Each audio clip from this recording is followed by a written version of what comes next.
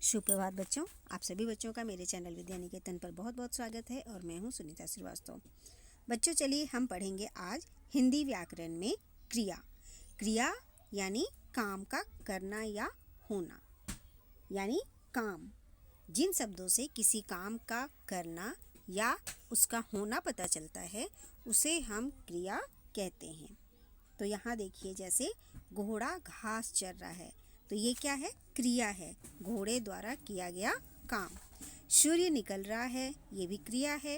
कुम्हार बर्तन बना रहा है तो कुम्हार क्या कर रहा है? काम कर रहा है, बर्तन बना रहा है, तो ये उसकी क्रिया है। ऊपर दिए गए वाक्यों में चर रहा है, निकल रहा है, बना रहा है से किसी काम के करने या होने का पता चलता है और ये सभी क्रियाएं हैं। क्रिया का अर्थ है काम। हम हर समय कुछ न कुछ काम करते हैं या कुछ न कुछ हो रहा होता है। क्रिया के बिना कोई भी वाक्य अधूरा होता है। तो हम इसकी परिभाषा इस तरह से लिख सकते हैं: जिन शब्दों से किसी काम के करने या होने का बोध हो उसे हम क्रिया कहते हैं। जैसे किसी काम का होना क्या है? जैसे ये मंदिर है, फूल सुंदर है, ये सब होना के अंतर्गत आएगा। और करना क्या है? जैसे लोग कोई काम कर रहे होते हैं, जैसे लोग नदी में तैर रहे हैं या माली बगीचे में पानी दे रहा है, तो ये करना के अंतर्गत आएगा। अब देखिए, क्रिया कभी एक शब्द की होती है तो कभी एक से अधिक शब्द मिलकर एक क्रिया की तरह काम करते हैं।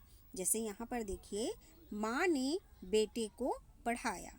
माँ बेटे को पढ़ाती है, माँ बेटे को पढ़ा रही है, यानी पढ़ाना यहाँ पर मुख्य क्रिया है। अब यहाँ देखिए, रीमा गाना गाएगी। रीमा गाना गा चुकी है और रीमा गाना गा रही है। आप यहाँ देखिए, मैंने फल खरीदे, मैंने फल खरीदे थे, मैं फल खरीद रहा हूँ। अब इसमें मूल रूप से मूल धातु जो है, शब्द है, वो क्या है? वो है खरीदना, फल का खरीदना। और रीमा का यहाँ क्या काम है? रीमा का यहाँ काम है गाना गाना। तो देखिए, क्रिया के मूल रूप को हम धातु कहते हैं और इसमें प्रत्यय जोड़कर क्रिया के अन्य रूप को बनाया जाता है। जैसे पढ़ से पढ़ना, जा से जाना, लिख से लिखना, सो से सोना। प्रत्यय क्या होता है?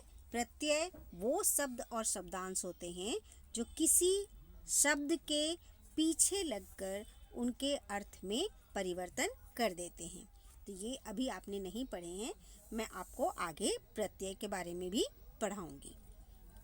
अब हम यहाँ पढ़ेंगे क्रिया के भेद के बारे में। तो क्रिया दो प्रकार की होती हैं, एक अकर्मक क्रिया और दूसरी सकर्मक क्रिया। अकर्मक क्रिया क्या है? जिन वाक्यों में क्रिया के साथ कर्म नहीं होता, जिन वाक्यों में क्रिया के साथ कर्म नहीं होता, यानी वो क्या काम कर रहा है ये नहीं होता है, उन्हें हम अकर्मक क्रिया कहते हैं। जैसे कि राहुल भागो या वरुण सो रहा है। राहुल भागो, यहाँ पे क्या कहने पर हमें उत्तर नहीं मिल रहा है, और वरुण सो रहा है, क्या सो रहा है, इसका भी उत्तर नहीं मिल रहा है। तो इसमें किस चीज़ का अभाव है? इसमें कर्म का अभाव है। इन वाक्यों में भागो और सो रहा है अकर्मक क्रिया हैं, क्योंकि इनका कर्म नहीं है। हिंदी में कुछ क्रियाएं सदा अकर्मक के रूप में ही प्रयोग की जाती हैं, जैसे कि रोना, हंसना, जाना, जागना, ये सब अकर्मक क्रिया हैं।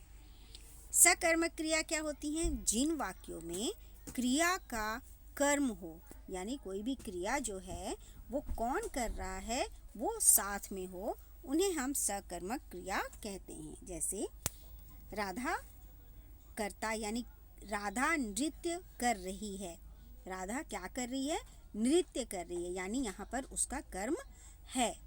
किसान हल चला रहा है। किसान क्या चला रहा है? हल। राजन फिल्म देख रहा है, यानी राजन क्या देख रहा है? फिल्म। तो यहाँ पर देखिए, इन सभी के कर्म यहाँ पर मौजूद हैं। इन वाक्यों में कर रही है, चला रहा है, देख रहा है, ये सभी सकर्मक क्रियाएं हैं, क्योंकि इन क्रियाओं का कर्म है नृत्य, हल और फिल्म। कैसे पहचान करेंगे क्रिया की कि वो अकर्मक है या सकर्मक? क्रिया अकर्मक है या सकर्मक, ये जानने के लिए क्रिया से पूर्व अथवा किसे लगाकर प्रश्न करते हैं। यदि उसका उत्तर वाक्य में मिल जाता है तो क्रिया सकर्मक है, और अगर उसका उत्तर नहीं मिलता तो वो अकर्मक क्रिया होती है। जैसे राधा क्या कर रही है? नृत्य, तो ये हो गया सकर्मक क्रिया। क्या देख रहा है? फिल्म, तो सकर्मक क्रिया। क्या चला रहा है?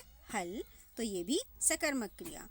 कुछ क्रियाएं अधिकतर सकर्मक होती हैं, जैसे कि देना, लेना, पकड़ना, मांगना, खाना, पढ़ना, पीना, बनाना, तोड़ना आदि। लिंग, वचन तथा कारक परिवर्तन से क्रिया का रूप भी बदल जाता है। जैसे कि लिंग बदलने पर रचना सो रही है ना, और वचन बदलने पर बच्चा खेल रहा है या बच्चे खेल रहे हैं। लिंग बदलने पर क्या है? रचना सो रही है, राकेश सो रहा है। वचन बदलने पर बच्चा खेल रहा है या बच्चे खेल रहे हैं। कारक बदलने पर क्या होता है? रिया को आइसक्रीम खानी है और रिया ने आइसक्रीम खा ली है। तो इस तरह से लिंग, वचन और कारक परिवर्तन से क्रिया का रूप बदल जाता है। अब हम देखते हैं कि हमने इस पाठ में क्या क्या सीखा था।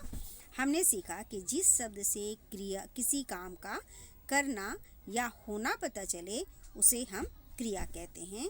और फिर हमने पढ़ा क्रिया एक शब्द की भी होती है और अनेक शब्दों की भी होती है। कर्म की दृष्टि से क्रिया के दो भेद हैं, अकर्मक और सकर्मक। तो यहाँ पर हमने क्रिया के बारे में आज पढ़ा, और अगली कक्षा में हम अब काल के बारे में पढ़ेंगे। तब तक आप दोबारा एक बार क्रिया देखें और इसकी परिभाषा याद करें, क्रिया के प्रकार भी याद करें। हम मिलते हैं बहुत जल्दी अगली वीडियो में अपने पाठ काल के साथ। तब तक आप अपनी पढ़ाई जारी रखें। इसी आशा के साथ मैं ये वीडियो यहाँ पर समाप्त करती हूँ और बहुत जल्द मिलेंगे। थैंक यू बच्चों, बाय बच्चों, अपना ध्यान रखें और अपनी पढ़ाई जारी रखें।